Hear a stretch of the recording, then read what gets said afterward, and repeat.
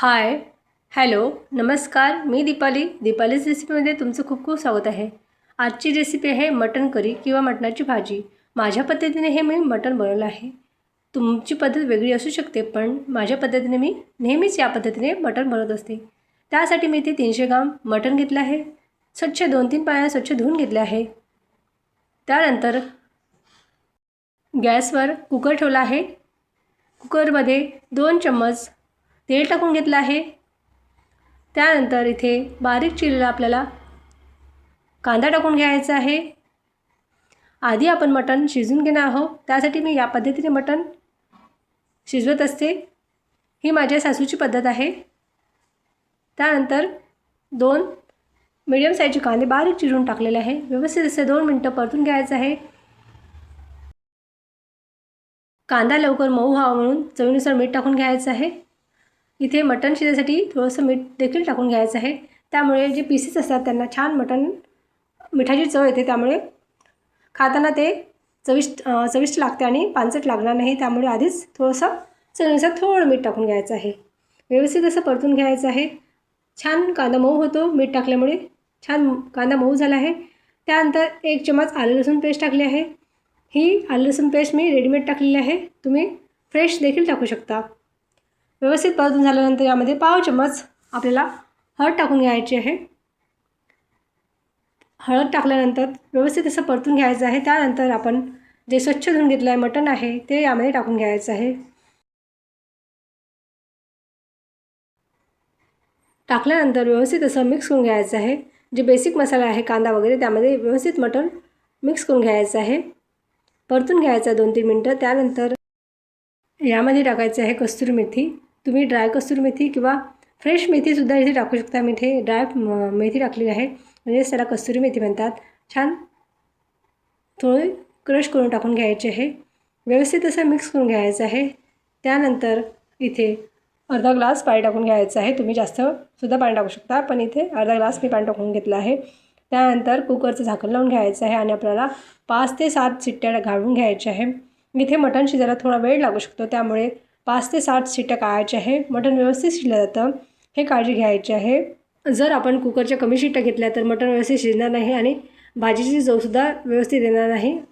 त्यामुळे आवश्यक 5 ते 7 शिट्ट्या करायच्या आहे. 5 ते 7 शिट्ट्या झालेल्या आहे. व्यवस्थित कुकर पूर्णतः थंड झालेलं आहे. बघू शकता मटण छान शिजलं आहे आपलं. त्यानंतर आपण हे बाजूला करून ठेवणार आहोत आणि मसाला भाजून घेणार आहोत. गॅसवर तवा ठेवला आहे. इथे कांदा आणि खोबरं एकत्र भाजत आहे मी सर्व. कांदा आणि खोबरं बारीक चिरून घेतलं आहे. त्यावर 2-3 चम्मच तेल टाकून घ्यायचं आहे आणि छान ब्राऊन होईपर्यंत आपल्याला हे भाजून घ्यायचं आहे. व्यवस्थित असं आपल्याला हे भाजून घ्यायचं आहे. 2 ते 3 मिनटात फास्ट गॅस करायचा आहे आणि व्यवस्थित असं आपल्याला कांदा आणि खोबरं भाजून घ्यायचं आहे. बघा छान गोल्डन रंग आलेला आहे. 2-3 मिनटं अजून परतून घ्यायचं आहे आणि हे एका प्लेटमध्ये काढून घ्यायचं आहे. मी या पद्धतीनेच नेहमी मटण किंवा चिकनची भाजी बनवत असते. सेम हीच पद्धत वापरते. त्यामुळे तुम्हाला आवडली असेल तर नक्की फॉलो करा. त्यानंतर खसखस घेतले आहे, मिरी घेतले आहे, लवंग घेतले आहे, 1 मोठा दालचिनीचा तुकडा घेतला आहे आणि 1 मोठी विलायची घेतली आहे. हे थोडं 2 मिनटं तव्यावर परतून घ्यायचं आहे आणि हे 2 मिनटं परतल्यानंतर प्लेटमध्ये काढून घ्यायचं आहे. छान सर्व जिन्नस भाजून घेतले आहे. त्यानंतर इथे मी कांदा भाजले घेतला आहे, खोबरं भाजले घेतलं आहे, खसखस लवंग वगैरे ते सर्व भाजून घेतलं आहे. त्यानंतर आलं घेतलं आहे आणि 10-12 कड्या लसूणच्या पाकळ्या घेतल्या आहे आणि फ्रेश कोथिंबीर घेतली आहे. सर्व जिन्नस मिक्सरच्या पॉटमध्ये टाकून घ्यायचे आहे आणि त्यानंतर 1 चम्मच जिरे टाकून घ्यायचं आहे. व्यवस्थित टाकून घ्यायचं जिरं. त्यानंतर थोडं आधी पाणी न टाकता वाटून घ्यायचं आहे. त्यानंतर पाणी टाकून वाटून घ्यायचं आहे. छान हे वाटून झालं आहे. त्यानंतर गॅसवर कढई ठेवली आहे. इथे 4 ते 5 चम्मच आपल्याला तेल टाकून घ्यायचं आहे. तुम्हाला जर तेलाचं प्रमाण थोडं अधिक हवं असेल तर तुम्ही नक्की ॲड करू शकता. जर कमी हवं असेल तर कमीसुद्धा करू शकता. छान हे मी टाकून घेतलं आहे. त्यानंतर जे ग्राइंड केलं तेल छान गरम होऊ द्यायचं आहे. त्यानंतरच ग्राइंड केलेला मसाला इथे टाकून घ्यायचा आहे. तेल छान गरम झालं आहे बघू शकता तुम्ही. त्यानंतर आपण जो मसाला काढून घेतला आहे तो टाकून घ्यायचा आहे आणि व्यवस्थित असं तेलामध्ये परतून घ्यायचं आहे. परतताना एक काळजी घ्यायची आहे की मसाला छान तेल सुटेपर्यंत आपल्या इथे मसाला परतून घ्यायचा आहे. त्यामुळे भाजीला पण टेस्ट चांगली येते आणि अगदी आपली मटण करी अगदी टेस्टी बनते. त्यामुळे इथे काळजी घ्यायची आहे की तेल सुटेपर्यंत आपल्याला हे मसाला परतून घ्यायचा आहे तेलामध्ये. छान मी परतून घेत आहे व्यवस्थित असं. मंद आचेवर 10 मिनटं परतून घ्यायचं व्यवस्थित असं. आणि मसाला कुठे लागतं कामा नये याची पण काळजी घ्यायची आहे. सतत ढवळत राहायचं आहे. इथे मसाल्याला छान तेल सुटलं आहे. त्यानंतर आपण बेसिक काही मसाले टाकणार आहोत. बघा छान तेल सुटलं आहे, बघू शकता तुम्ही इथे. त्यानंतर इथे 1 चम्मच लाल तिखट टाकून घ्यायचं आहे, पाव चम्मच हळद टाकून घ्यायची आहे, 1 चम्मच धनेपूड टाकून घ्यायचे आहे आणि 1 चम्मच आपल्याला इथे चिकन किंवा मटण मसाला टाकून घ्यायचा आहे. व्यवस्थित असं मिक्स करून घ्यायचं आहे. तेलामध्ये सर्व जिन्नस आपल्याला परतून घ्यायचं आहे व्यवस्थित. असे तेलामध्ये हे सर्व जिन्नस ड्राय सुके मसाले आहे ना ते सर्व व्यवस्थित मसाल्यामध्ये परतून घ्यायचं आहे.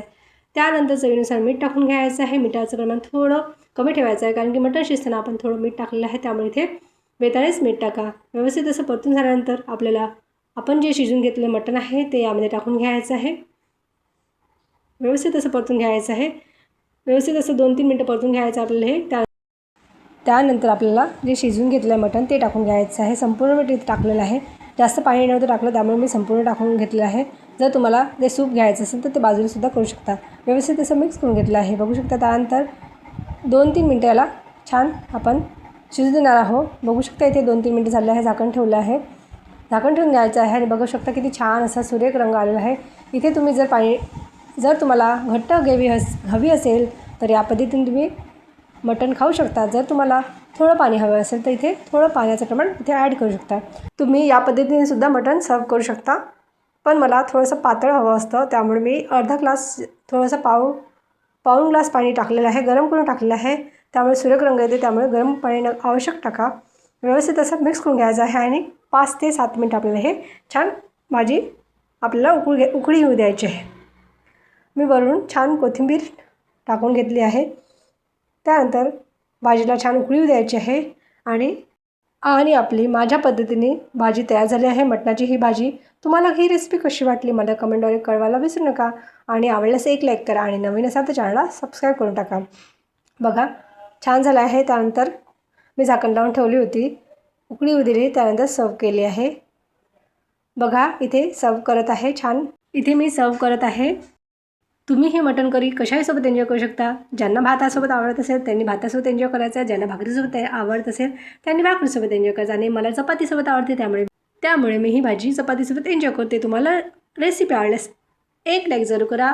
चॅनलवर नवीन असेल तर चॅनल सबस्क्राईब करून टाका आणि अशाच नवीन रेसिपी तुमच्यासोबत नेहमी मी शेअर करत असते.